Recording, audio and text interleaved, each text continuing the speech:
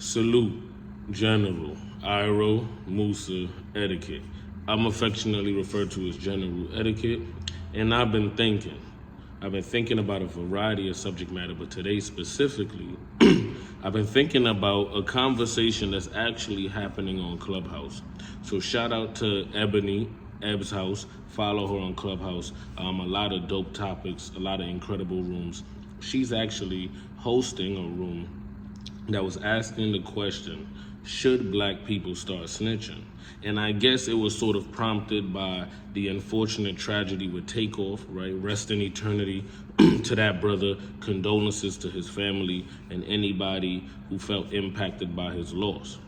With that being said, right, every so often when things happen in the black community, the question arises, should black people start snitching? Now that's a broad term.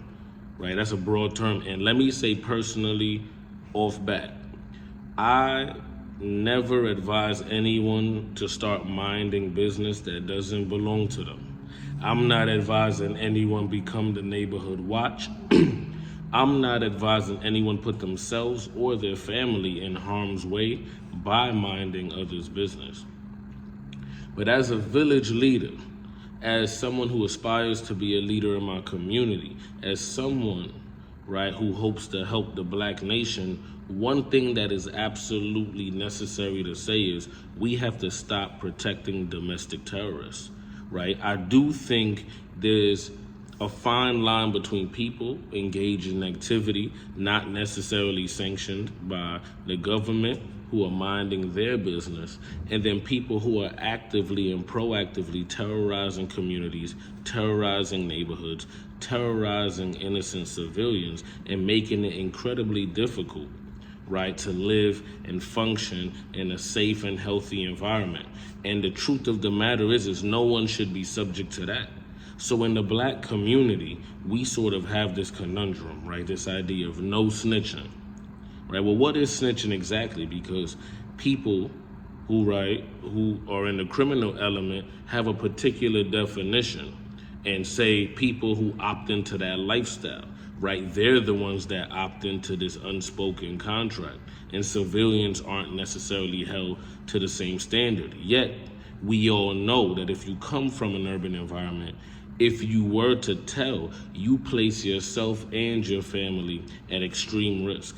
Me personally, I don't think hardworking everyday people should be caught up in the conundrum of vigilante justice, right? So I say stop protecting domestic terrorists, right? People who are terrorizing our communities. I'm not telling you to go out and call Crime Stoppers. I'm not telling you to tip anybody off. I'm telling you, we need to start the conversation of what it looks like to take back our communities. And so long as we are binded, right? So long that our integrity is binded to our silence in the face of nefarious activity, our communities will never prosper. We are in a circular effect. You can be getting terrorized by individuals, but if you tell on them, somehow you're the one that overstepped. You could be being bullied, extorted, right? Because we all know that bullying takes many different forms and many different iterations. And as you climb up and rise, right, it looks different. But at the same time, it's all bullying to some degree. But you can be looked at as wrong, right, for reaching out to the authorities or taking it to a level as to where you could actually do something about it. If not, from a vigilante perspective. Right now in our community, if something happens to you, the logic is that the only thing you can do back is what you have the resources to do, whether that be doing it yourself or outsourcing whatever it is that needed to happen to someone else. This is an incredibly stressful way for people to live, and people in the black community have been subject to this for quite some time. So like I said, I understand a lot of people feel very passionate about this subject matter because it's a big one.